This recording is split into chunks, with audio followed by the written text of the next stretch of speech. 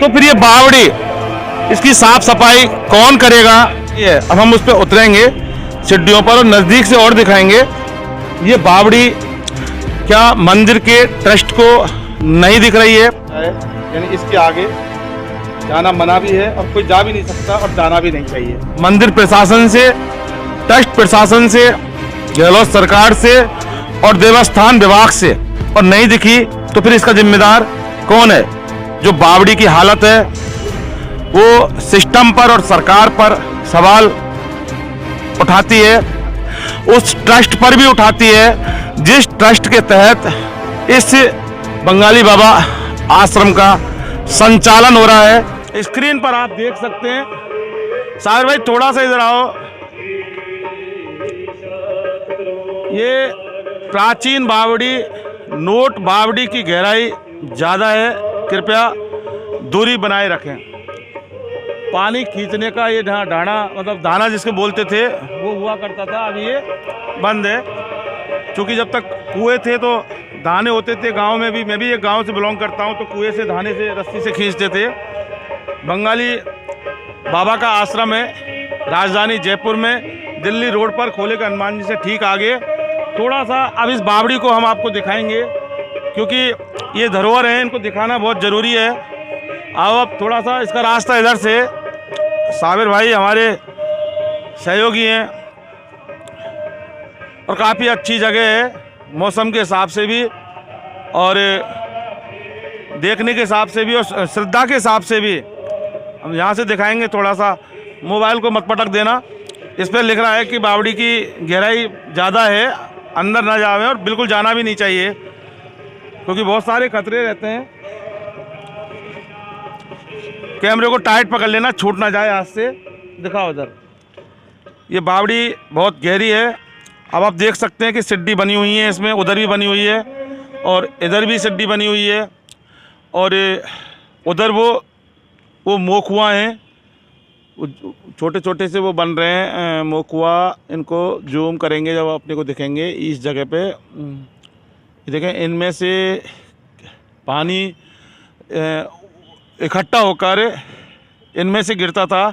बावड़ी का मतलब ये है कि पुराने ज़माने में बरसात के पानी को इकट्ठा करके इस बावड़ियों में समेट कर रखा जाता था और ज़रूरत पड़ने पर उस पानी को काम में लिया जाता था। कैमरे को मत पटक देना साबिर भाई, मैं फिर बोल रहा हूँ क्योंकि आपसे गलतियाँ हो जाती हैं और ये गलती जिसकी भरपाई होना नामुमकिन ही होगा, असंभव होगा ही होगा। ये देखें, ये बंगाली बाबा के आश्रम की बावड़ी है ये, लेकिन आज अपनी दुर्दशा की कहानी बयां कर रही है। ये करीबी बहुत साल पुरानी है, करीब 100 साल से ज़्यादा पुरानी हो सकती है और पानी इसमें भरा है। अब सवाल ये है कि पानी जो भरा है उसके अंदर इसकी कितनी गहराई है। ये हमारे साथ अभी कोई है नहीं क्योंकि रात का समय है ना, और कभी दिन में हम आएंगे और यहाँ बात करेंगे इस बावड़ी के बारे में, पूरी इतिहास इस बावड़ी का बताएंगे, किसने बनवाई, कब बनी, किस तरह से, और इसकी लंबाई चौड़ाई भी कितनी है।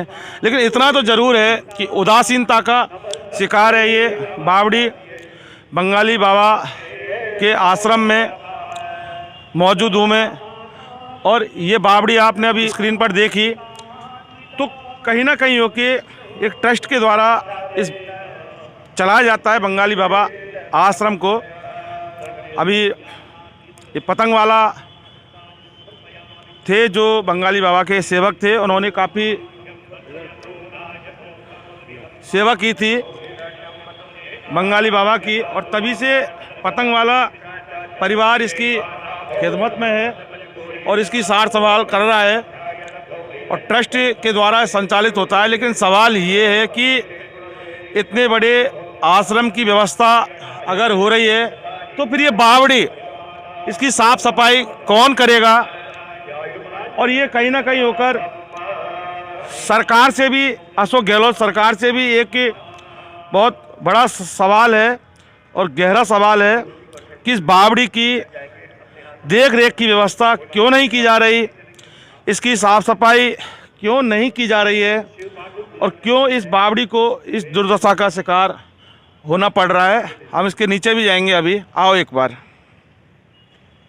आइए। होल होल अब आप देखें एक चैनल गेट है, बहुत बढ़िया इन्होंने लगा रखा है, क्योंकि कभी कभी क्या होता है कि कोई जानवर या कुत्ता बिल्ली या कोई भी घूमता घूमता और इसके अंदर चला जाए, और कभी कभी क्या होते हैं बच्चे हैं नादान होते हैं वो भी यहाँ आते हैं अपने परिवार के साथ, लेकिन कोई बच्चा खेलते खेलते यहाँ नहीं पहुँच जाए और दुर्घटना का शिकार ना हो जाए, इसलिए बहुत बढ़िया व्यवस्था इस चैनल गेट को लगाकर की है। अब हम उस पर उतरेंगे सीढ़ियों पर और नज़दीक से और दिखाएंगे।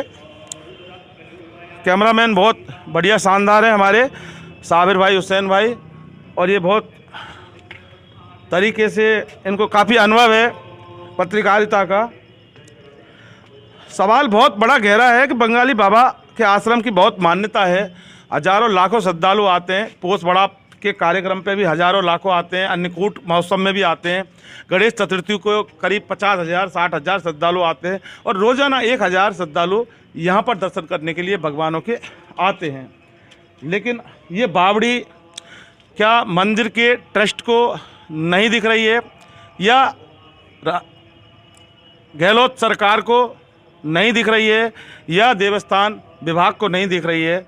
और अगर नहीं दिख रही है तो आज मैं जितेंद्र शर्मा इन्वेस्टिगेशन मीडिया इस हमारे यूट्यूब चैनल के माध्यम से हम दिखाएंगे और उनको दिखा रहे हैं और बताएंगे कि इसके लिए सुधार करना कितना और क्यों ज़रूरी है। अब थोड़ा सा और आगे आ जाएं, हम बहुत नज़दीक पहुंच चुके हैं और हम इसमें उतर नहीं रहे। हम हमारे दर्शकों को बताना चाह रहे हैं कि ये बावड़ी है, आप देखें ये चैनल गेट है, यहाँ मैंने इसको टच किया है, यानी इसके आगे जाना मना भी है और कोई जा भी नहीं सकता और जाना भी नहीं चाहिए। अब ये देखें काफ़ी गहरी बावड़ी बताई जा रही है, इसको हम जूम करेंगे और ये देखिए जूम करके दिखा रहे हैं और वहाँ तक अंदर तक है ये, यानी कि वहाँ जो सामने जो आपको एरिया दिख रहा है वहाँ तक है ये बावड़ी। और इधर भी इधर दिखाएं थोड़ा सा, साबिर भाई खड़े हो जाओ, बैठो मत, ये सीढ़ी है, रस्से से कुछ बंधा हुआ है, यानी कि कोई पाइप वगैरह है, कुछ पानी निकालने करने के लिए कुछ ना कुछ तो है। और उधर भी सीढ़ी जा रही हैं, यानी कि चारों तरफ सीढ़ियाँ हैं। और राजा महाराजा के ज़माने में जो बावड़ी बनती थी वो उनमें सीढ़ियाँ होती थीं।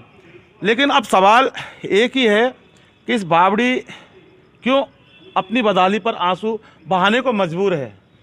वहाँ तक दिखाएं साबिर भाई कि वो वहाँ तक उस दीवार तक ये बावड़ी है, काफ़ी पानी है, लेकिन आज ये बहुत गंदगी इस बावड़ी के अंदर है। आप देखें पूरी तरह से काई की चादर में लिपटी हुई है और कई पॉलीथीन वगैरह गंदगी भी यहाँ पर पड़ी है, यानी कचरा काफ़ी है।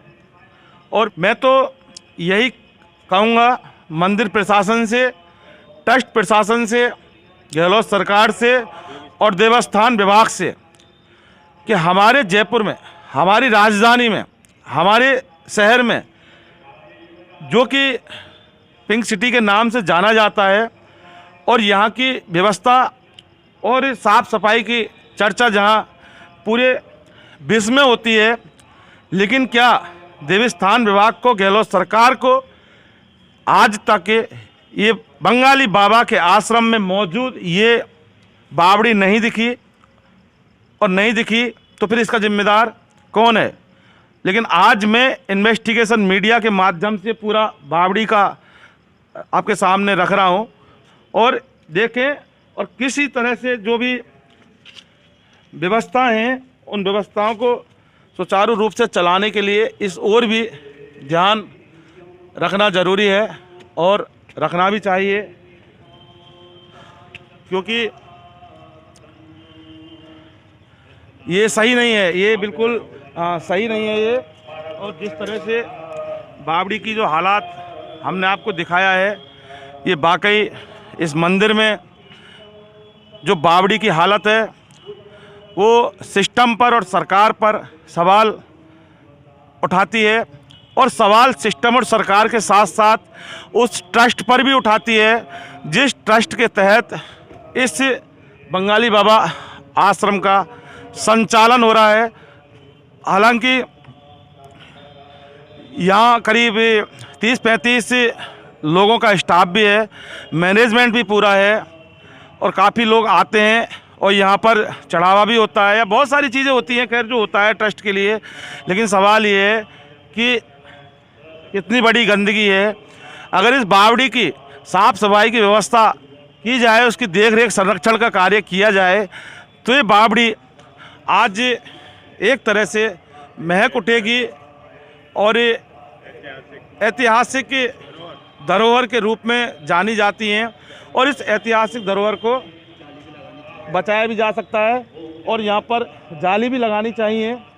और यहाँ क्या है कि कई सारे बाल बच्चे आते हैं और बाल बच्चे जब आते हैं तो क्योंकि बच्चे होते हैं कभी भी कहीं चले जाते हैं, तो इस तरह से पूरी अब यहाँ ऊपर है, ऊपर भी रेलिंग लगनी चाहिए, जालियाँ लगनी चाहिए, क्योंकि कोई बच्चा आके और कुछ भी मतलब बच्चे होते हैं, कहीं ना कोई अप्रिय घटना ना हो जाए। और इस बावड़ी का ध्यान रखते हुए इसकी साफ़ सफाई होना भी बहुत ज़रूरी है, क्योंकि हज़ारों श्रद्धालु यहाँ आते हैं और जब आते हैं तो लोग देखते हैं तो उपेक्षा का शिकार ये बावड़ी हो रही है। तो गहलोत सरकार, देवस्थान विभाग और मंदिर ट्रस्ट को भी इस ओर ध्यान देना चाहिए। सहयोगी साबिर हुसैन के साथ इन्वेस्टिगेशन मीडिया के लिए मैं जितेंद्र शर्मा।